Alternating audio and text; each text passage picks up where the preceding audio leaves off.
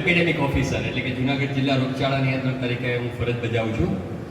હમણાં જ થોડો લેટ છીએ, કદાચ 5 મિનિટ. એના સ્વરૂપમાં કહીએ તો ખાસ કરીને આજે આપણે 1860માં સ્પેનિશ ફ્લૂ કે સ્પેનિશ ફ્લૂમાં મહામારી થઈ હતી અને આ જ ટાઈપનું રોગોએ પેન્ડેમિક એટલે કે જ્યાં સુધી કોઈ પણ એક રોગ છે એ કોઈ એક સ્થળ પૂરતું સીમિત હોય તો એન્ડેમિક કહેવાય, એનાથી વધારે થાય તો એ એપિડેમિક કહેવાય.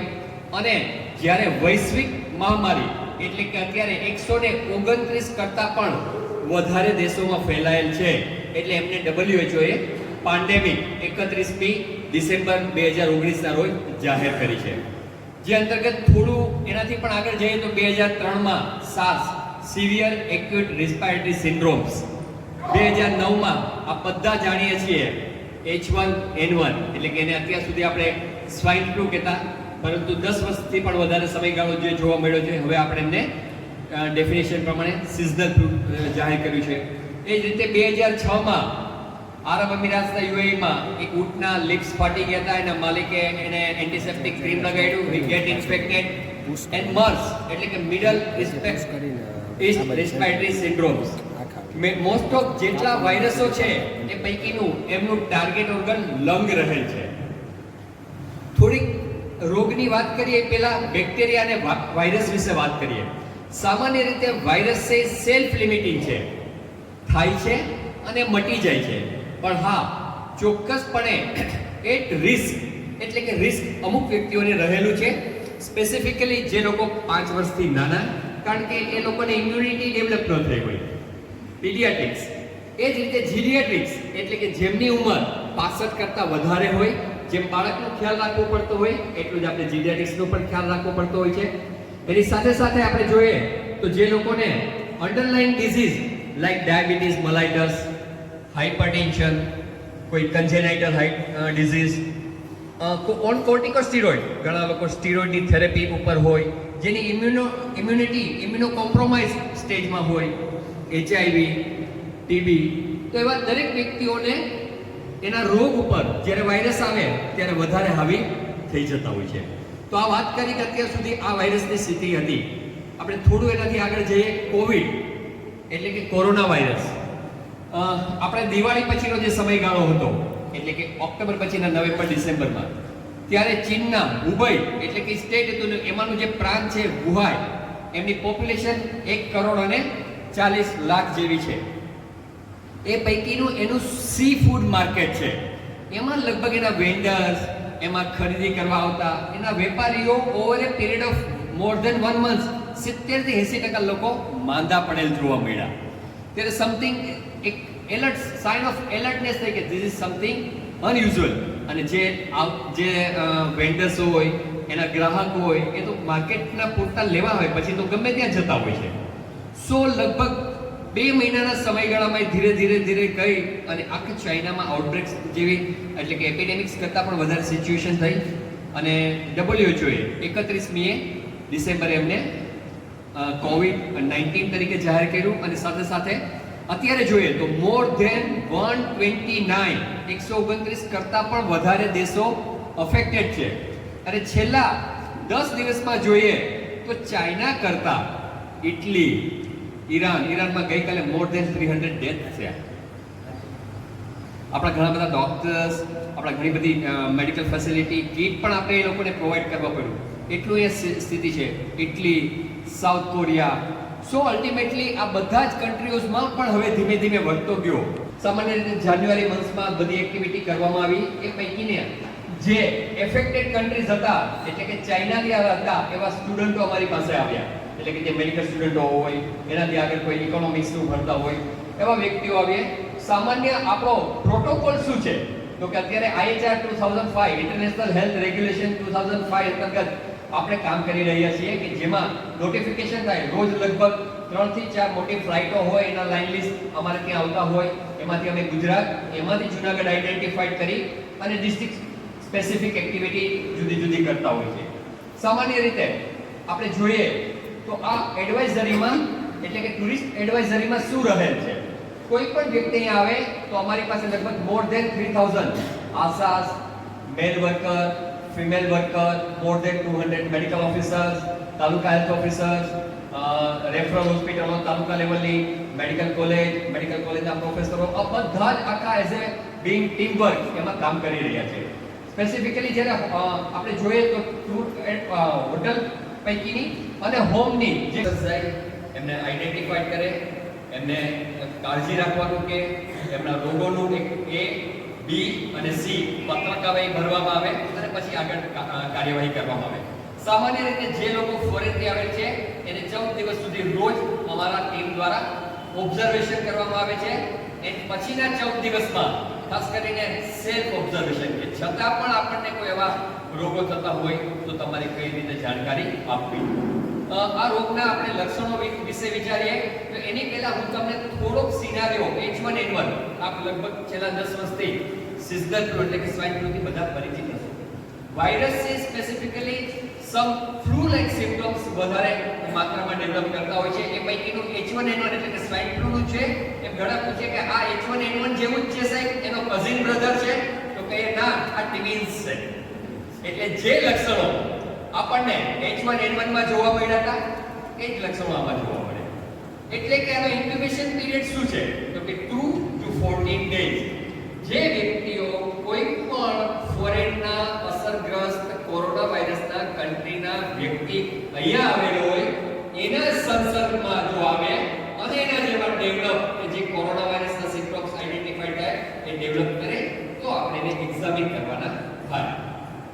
સામાન્ય રીતે 2 to 14 ડેઝ કઈ રીતે નક્કી કરવામાં આવે? દરેક વ્યક્તિના આપણે લગભગ 300 વ્યક્તિ બેઠા છીએ. દરેક વ્યક્તિની રોગ પ્રતિકારક શક્તિ ડિફરન્ટ હોય છે. બધાની જુદી જુદી હોય છે. જેવી રીતે માણસ ડેવલપ થાય, તમે હું પાણીપુરી ખાય તો કઈ ના થાય, પણ ફોરેનર્સ વાળો એક વખત પાણીપુરી ખાય તો આજે કોલેરા થઈ જાય. That is immunity. લોકોની દરેકની રોગ પ્રતિકારક શક્તિઓ ડિફરન્ટ હોય છે.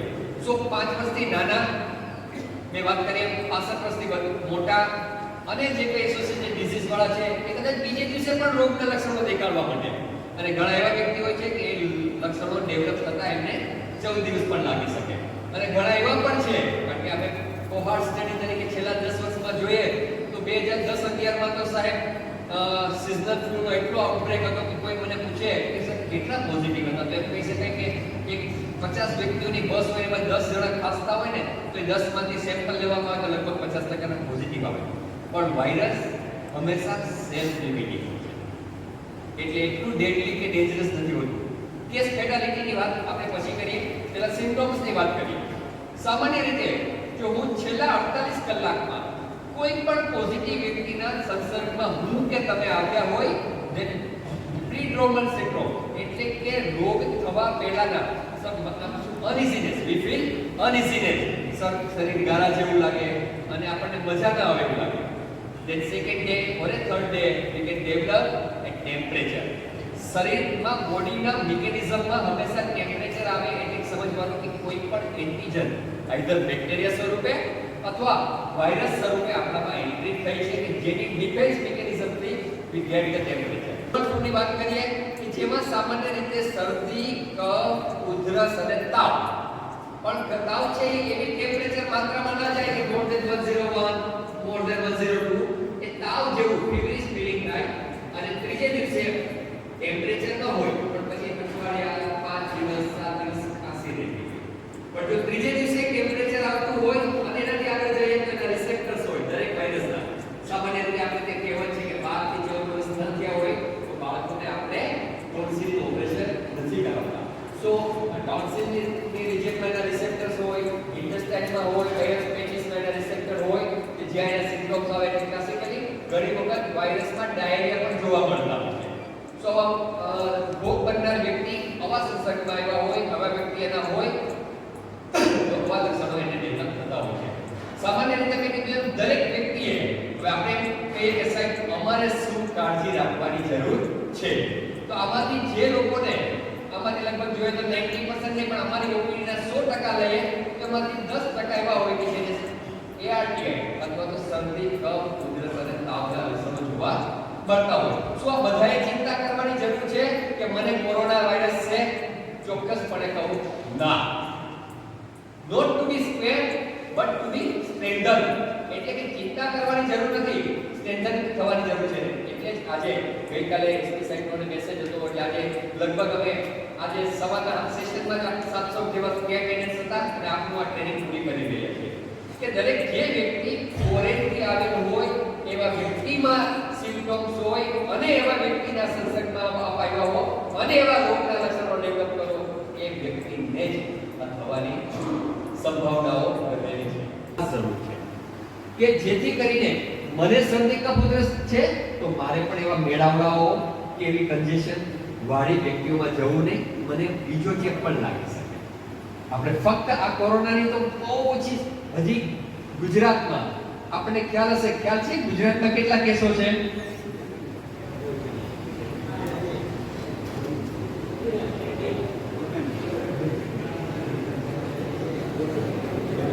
ઓકે, સો જો તમે લોકો છેલ્લા 5 કે 7 દિવસમાંથી આ કેમ્પસની કે ચોકી ગામની બહાર ન ગયા હોય તો આપણે કોઈ ચિંતા કરવાની જરૂર નથી.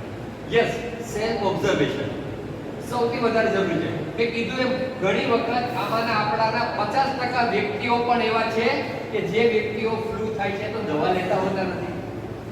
સો મેં વાત કરી એમ સેલ્ફ લિમિટિંગ છે, પરંતુ જ્યારે ડ્રોપલેટ ઇન્ફેક્શન આવા વ્યક્તિઓના સંસર્ગમાં આવીએ તો ધારો કે હું અત્યારે મારી કારમાં આવ્યો તો મારા કારમાં છેલ્લા 3 દિવસમાં જે ઓફિસરો બેઠા હોય અને મારો ચેપ હોય તો દે વિલ ટ્રાન્સમિટ. હું અહીંથી આ માઇક મૂકીને જઈશ, પછી જેટલા વ્યક્તિઓ માઇકને અડશે એમને થઈ શકે. ઓલી ખુરશીના હાથા ઉપર બેઠો તો ને હાથા અડાડ્યા હોય તેમાં દરેક વ્યક્તિને થઈ શકે. So what is we can take care for. હું આપનું બારણું ખોલીને આવ્યો તો એવા 80 વ્યક્તિઓ એવા હોય કે બારણું ખોલીને આવ્યા હોય. સો ભાઈ ક્યાંથી જર્ની કરીને આવ્યા છે નોબડી નોઝ. એ બીજા કેટલાને હાથમાં મેળાવીને આવી છે નોબડી નોઝ. સો બેટર છે અત્યારના સમયમાં હાથ મેળવવા કરતા નમસ્તે કરવાનું. બરાબર છે? ઓકે, એનાથી આગળ જઈએ આપણે તો રિપીટેડલી હેન્ડ વોશિંગ. કોઈ પણ બહાર જગ્યાએ અમે અહીંયા અમારા ઘરેથી ઓફિસે જઈએ સવા 10 સુધીમાં અમે અમારી ઓફિસમાં પણ હાથ ધોઈ નાખીએ છીએ. ઘણા બધા અમારા મુલાકાતીઓ આવતા હોય, અમે પણ ઘણી બધી જગ્યાએ જતા હોય. અત્યારે અમે તાલુકા લેવલના સેમિનારો જે કરી રહ્યા છીએ, ડિઝાસ્ટર મેનેજમેન્ટમાં અમે લોકો આઈસી કરી રહ્યા છીએ, તો એ દરેક જગ્યાએ આવે તો આપ પોતે પણ એ કરવું જોઈએ. આપણે બધા સાથે કરશું, પછી થોડું આગળ જઈએ. ઓકે, સો કોઈ પણ જગ્યાએ કોઈ પણ રનિંગ વોટરની નીચે 20 થી 30 સેકન્ડ સુધી અથવા તો 30 સેકન્ડ કરતાં મિનિમમ 30 સેકન્ડથી ઓછું નહીં એવું આપણું હેન્ડ વોશિંગ હોવું જોઈએ.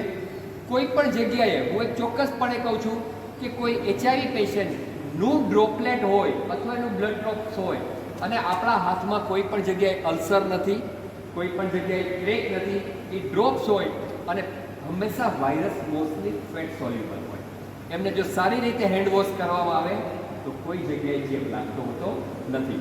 શું આપણે બધા સાથે કરશું? રેડી?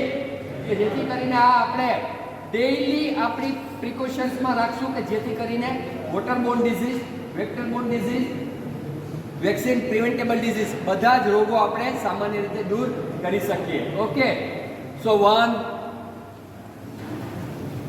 આપણે પ્રેક્ટિસ કરશું તો જ શીખશું ને, જોશું તો 50% યાદ હશે. 2